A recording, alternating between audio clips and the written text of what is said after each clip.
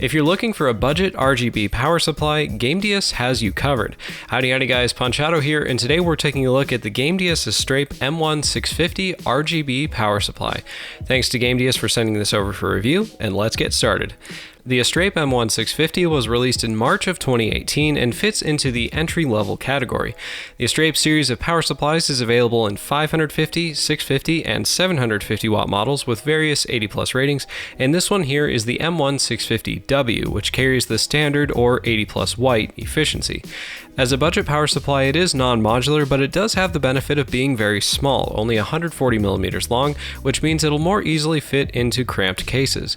The 120mm RGB fan comes with a fluid dynamic bearing and can be toggled between a temperature-controlled silent mode or simply left on full blast all the time. Finally, the warranty is about what you can expect in this price range at 2 years. The front of the box shows the power supply with its RGB fan, along with some basic info about the lighting and features. The sides show info on the 26 lighting effects available, along with how the silent mode switch works. On means the fan is temperature controlled, while off means it'll run at max speed for the best heat dissipation. Finally, the back shows more detailed info, including the available connectors and electrical specifications. Inside the box, right at the top, is a small bag with the mounting screws and a few plastic zip ties, with the M1 650 below covered in a protective bubble wrap. Gamdias elected to not print out a paper manual and instead offer a digital one through their website, something I appreciate. The Rgb Ring Fan is the M1's main attraction. By pressing a button on the back of the power supply, you can cycle through 26 lighting options with 3 main effects: breathe, solid color, and spinning. Each of the 3 effects can be used with 8 different colors: red, yellow, green, blue, cyan, purple, white, and rainbow. The final 2 options are the multicolor breathe, which cycles through each color, and finally having the LEDs off. Looking at the electrical ratings, the M1 650 actually offers pretty respectable performance. It can deliver close to its rated capacity of 650 watts on the 12-volt rail, whereas a lot of budget power supplies really push their ratings. The M1 650 comes with most of the circuit protections you'd want in a power supply: overpower, overvoltage, undervoltage, short circuit, surge, and inrush current protection. The only one missing is temperature protection, which is usually the first to go when cutting costs for budget parts like this.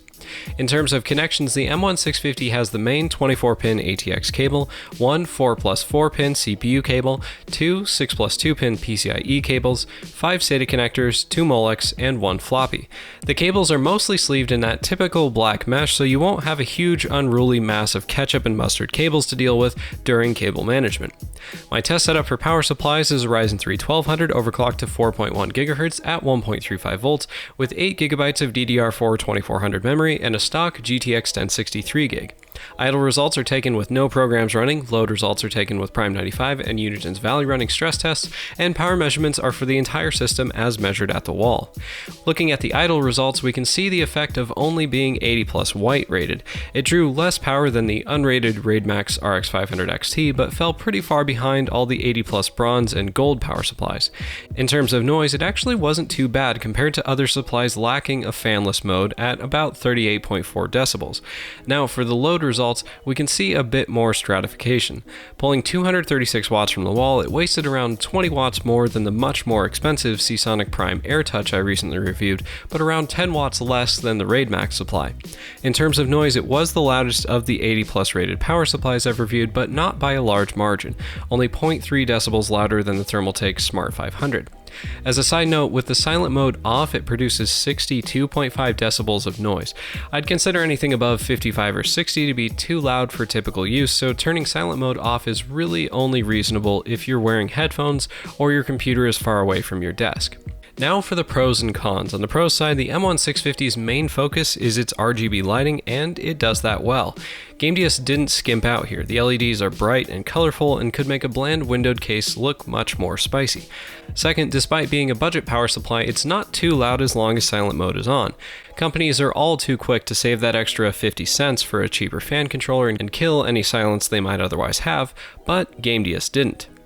Though it serves its main purpose well, the Astrape M1 650 does come with some drawbacks. The first is their decision to put the silent mode switch right next to the actual power switch. Not that it's likely for someone to be fumbling around back there in the middle of a game, but putting two rocker switches next to each other when one of them will shut off your computer is just asking for trouble. Second, it would have been nice for the cables to be sleeved on each section rather than just the first section. What I mean is that after the first connector, for example on the SATA cable, there isn't any sleeving on the remaining segments. It's a minor hitch, but it does make it feel a little less polished.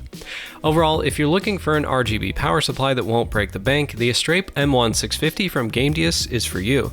The LEDs are bright, add plenty of color to the inside of a computer, and in terms of electrical and noise performance, it does pretty well.